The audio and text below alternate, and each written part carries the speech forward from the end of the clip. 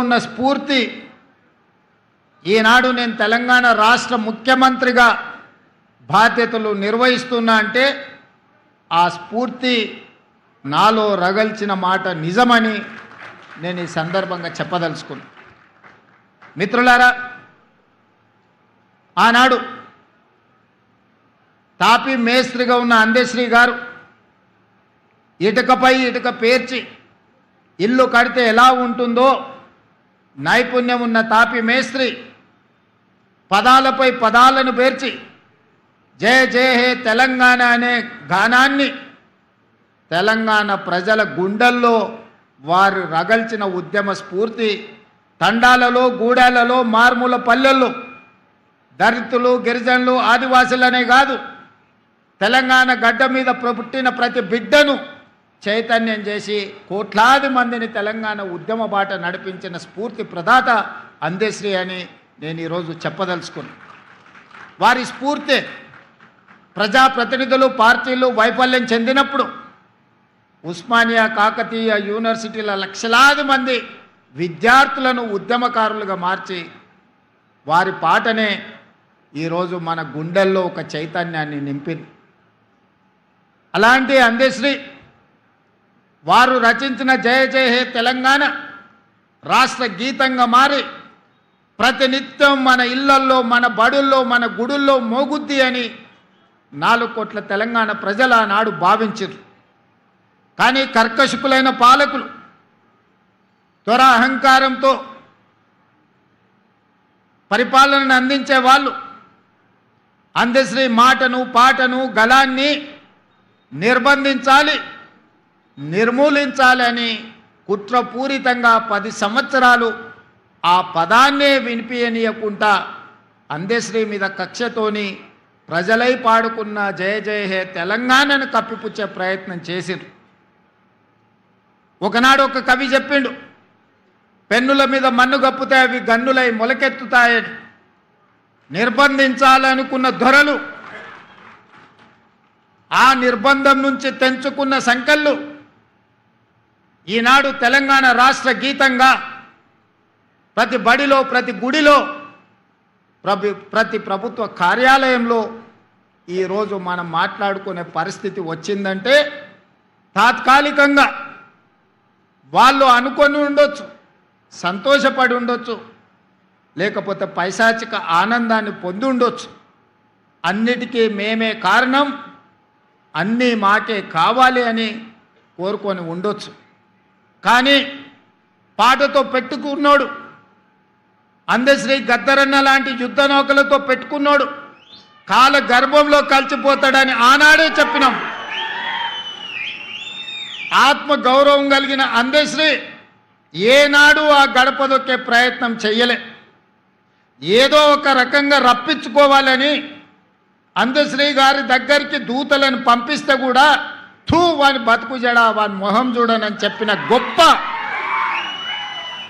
కుటుంబాన్ని నడపడానికి కష్టమైన రోజుల్లో కూడా ఓ పూట తిని తినకపోయినా అర్ధాకలితో కుటుంబాన్ని నడిపించుకున్నాడు తప్ప దొరల గడీల ముందు నేను మొకరిల్లను అని నిటారుగా నిలబడి చెప్పిన బిడ్డ అందశ్రీ అని చెప్పి నేను ఈ సందర్భంగా గుర్తు చేస్తున్నా.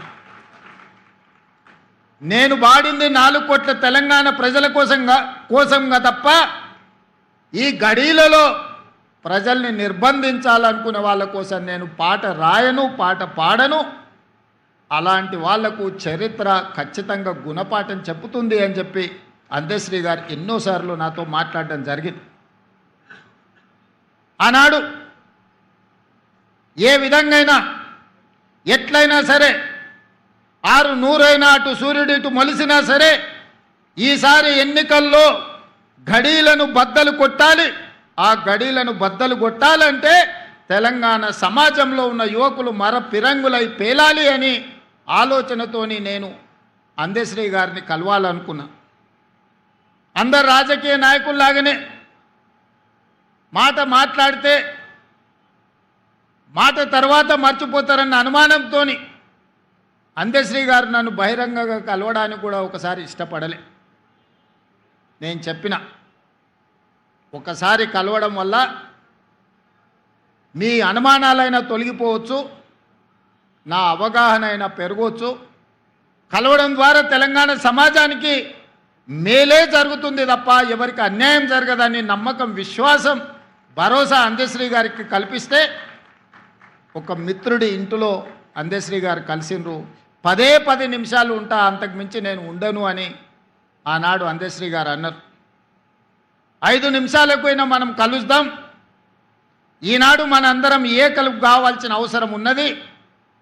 ఎంత పెద్ద సర్పానైనా చీమల దండు దండించగలుగుద్ది, మనందరం కూడా దండు కట్టాల్సిన అవసరం ఉందని ఆనాడు అందశ్రీ గారితో మాట్లాడిన సందర్భంగా నేను వారికి విజ్ఞప్తి చేసి, నా జీవితంలో జరిగిన అనేక సంఘటనలు ఆయన నిశితంగా నిశ్శబ్దంగా గమనిస్తూనే ఉన్నాడు. ఆ రోజు వారు నాతో అన్నాడు, తర్వాత నా కుటుంబాన్ని కలవనికి వచ్చినప్పుడు నా కుటుంబ సభ్యులతో తన ఆవేదనను వెలిబుచ్చిండు. బిడ్డ, నేను చూస్తూనే ఉన్నా నిశ్శబ్దంగా, రాడా ఎవడన్నా ఈ దుర్మార్గుణ్ణి నేల కూల్చడానికి అని ఆ రోజు నేను అనుకున్నా. ఈరోజు నా రేవంతుడు నాకు ఆ నమ్మకం కలిగించిన, అందుకే నీ ఇంటి గడప తొక్కినా అని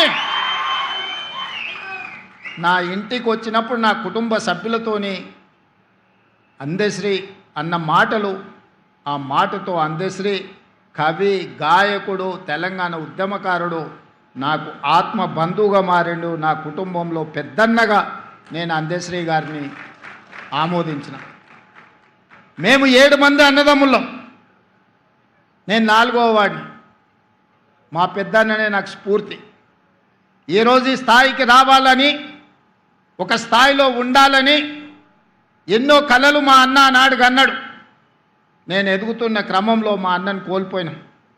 ఆ తర్వాత నాకు కనిపించిన పెద్దన్న అందశ్రీ అని చెప్పి నేను ఈ సందర్భంగా చెప్పదలుచుకున్నా. అలాంటి అందశ్రీని, తెలంగాణ ప్రజలకు స్ఫూర్తినిచ్చిన అందశ్రీని ఆనాటి ప్రభుత్వం ఎంత నిర్లక్ష్యం చేసిందో మనం చూసినాం. గద్దరన్న గురించి నేను చెప్పాల్సిన అవసరమే లేదు.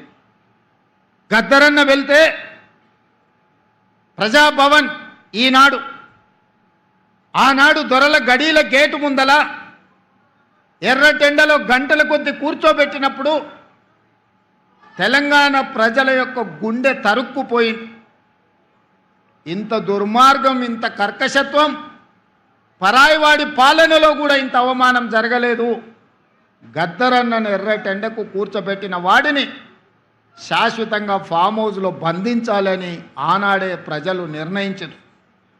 ఏ రోజైతే అందశ్రీ గలాన్ని నిర్బంధించాలనుకున్నాడో, ఏ రోజైతే గద్దరన్నను అవమానించిండో, ఆనాడే తెలంగాణ 4 కోట్ల ప్రజలు నిర్ణయించుకున్నారు, ఇక సమయం ఆసన్నమైంది, గడీలను బద్దలు కొట్టాల్సిందే అని నిర్ణయించుకొని లక్షలాది మంది రోడ్ల మీదకి వచ్చి